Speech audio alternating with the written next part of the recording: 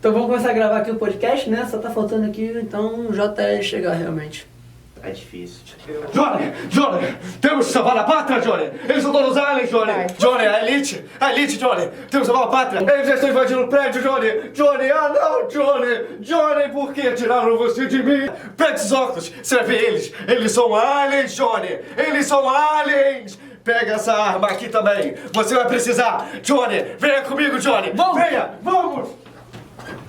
Você está ouvindo Comunicast, comunicação na sua casa. Olá todo mundo, boa tarde, somos aqui do Comunicast, né? Estamos aqui presentes eu, João Mol, né? Se apresenta aí, meu querido. Meu nome é João Lucas Areia de Matos. Boa tarde, Johnny. Boa tarde, João Lucas. Aqui é o Rafael falando do Comunicast. Tinha que falar boa tarde. Não precisa, meu querido, a gente fala o que a gente quiser aqui. A gente somos pessoas de livre-árbitro. Exatamente, livre-arbítrio. De livre-arbítrio. Exatamente. Então hoje, né, no Comunicast de hoje, a gente tem que falar sobre o filme Eles Vivem, certo, Soledade? Certo. Eles vivem. Então, Soledade, você pode falar um pouquinho sobre qual é a proposta desse episódio? Então, a proposta desse episódio é pegar o filme e analisar junto com as teorias do Adorno e do Horkheimer. Isso mesmo. Adoro esses caras, são mó Sim, cria. sim, muito cria. Como a gente sabe, né, Adorno e Horkheimer, dois da escola de Frankfurt, e esse filme retrata muito bem, né, a ideia da teoria crítica da cultura de massa, né, um filme que é inspirado 100% em toda a tese da escola de Frankfurt, exatamente.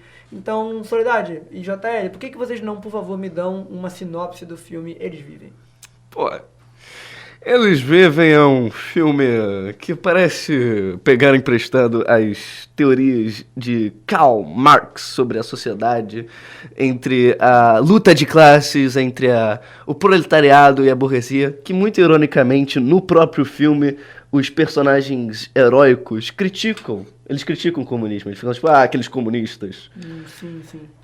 Mas no filme basicamente tem a elite do mundo real. Nesse mundo é um bando de alienígenas que invadiram o nosso universo e estão tentando nos dominar com propagandas secretas. Que somente um pequeno grupo de rebeldes conseguiram criar óculos especiais para localizar e capturar e revelar a identidade desses terríveis aliens. Soledade, por que você não nos fala então do personagem principal e a sua descoberta, né? Sendo ele principalmente aquele que a gente vê os olhos do estranho, né? E aprende sobre essa nova invasão alienígena. Então, o personagem, ele basicamente, em português o nome dele seria Ninguém.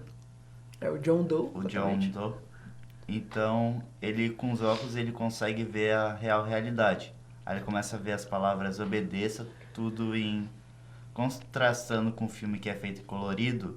Os alienígenas e tudo, as placas de publicidade, elas são feitas em preto e branco, que aí elas estão mostrando a real realidade daquilo que está acontecendo, não a simulação de que as pessoas sem os óculos elas veem as pessoas naturais, não veem os alienígenas presentes. Que são muito feios, aliás. Exatamente. O João nada, né? Ele acha esses óculos, né? E aí ele começa a usar, ver como é de verdade, o que a propaganda quer dizer, né? O que esse mundo da teoria da comunicação em massa quer dizer pra gente, né? A placa falando pra você comprar um negócio, na verdade toda a mensagem dela é obedeça. E o óculos é capaz de ver esses sinais dos alienígenas e transmitir a realidade pra gente. Essa que é a pegada do filme.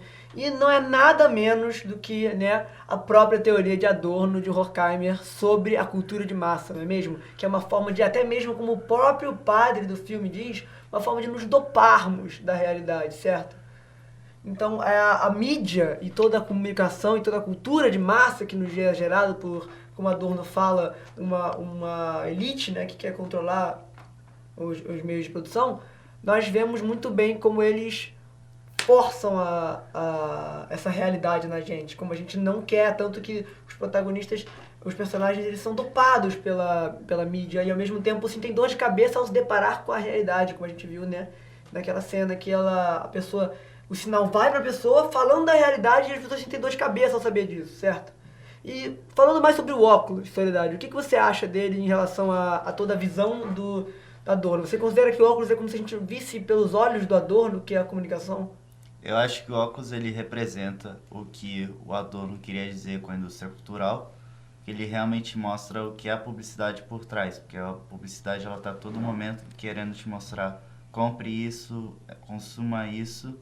Então o filme ele pega essa publicidade e estampa na nossa cara, porque durante quase meia hora do filme você tá num simulacro, que você tá numa breve simulação.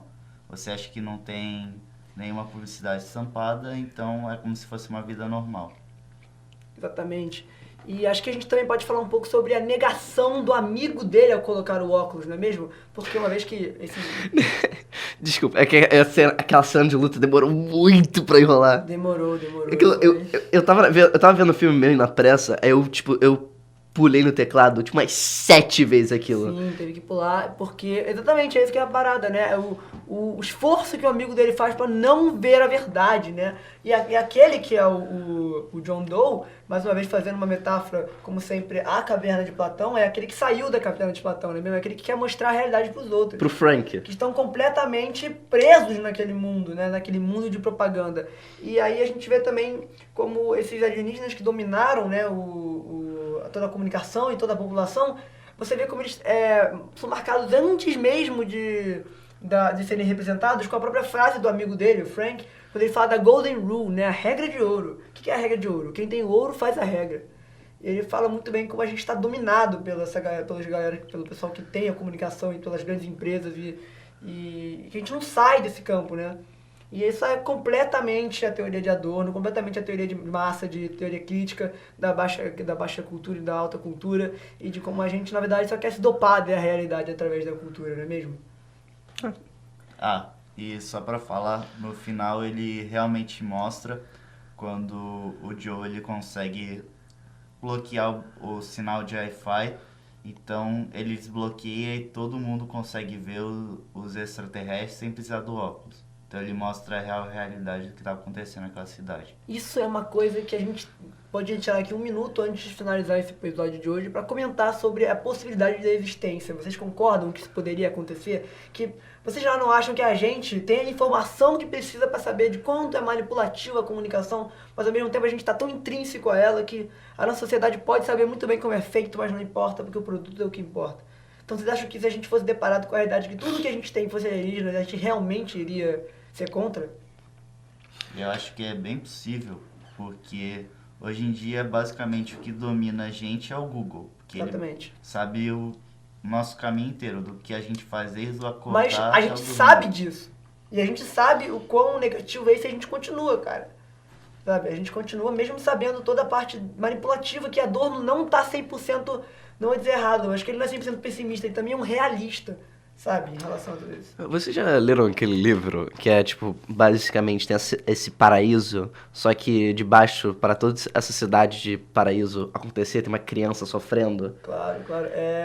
O livro que eu li sobre isso foi Viajantes no Tempo, do H.G. Wells. É, isso aí.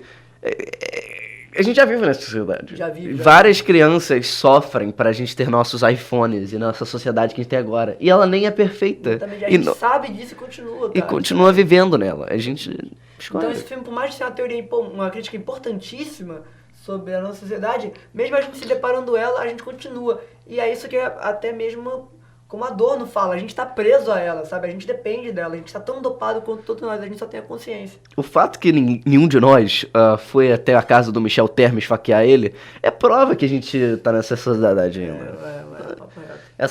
Você viu aquele vídeo da grande elite brasileira, assim, rindo de uma impressão, de alguém imitando o Bolsonaro, né? Você viu aquele vídeo? Aquele vídeo é perturbador, cara. Eu não sei como nenhum daqueles caras tá morto ainda. Porque se eu soubesse disso, tá ligado? Se eu estivesse perto deles em algum momento, eu só iria desistir da minha vida e meter meu canivete e esfaquear eles. Então, meus amigos, no episódio de podcast do Comunicast de hoje, a gente chegamos à conclusão em que existe uma grande relação entre o filme, Eles Vivem, e a própria teoria de Adorno, através da crítica à teoria, a teoria crítica e a cultura de massa, não é mesmo? E quem vê o filme consegue perceber na hora, assim, o quanto ele é ligado a Adorno. É um filme completamente da Escola de Frankfurt, sabe? Não é uma parada falando mal da Escola de Frankfurt, é apenas a gente botando as lentes do que a Escola de Frankfurt vê como a comunicação, né? Como a publicidade. E eu quero agradecer a todo mundo pela participação de hoje. Muito obrigado. E vejo vocês no próximo Comunicast. Valeu, galera. Muito obrigado, Johnny. Obrigado, João Lucas. Até o próximo podcast.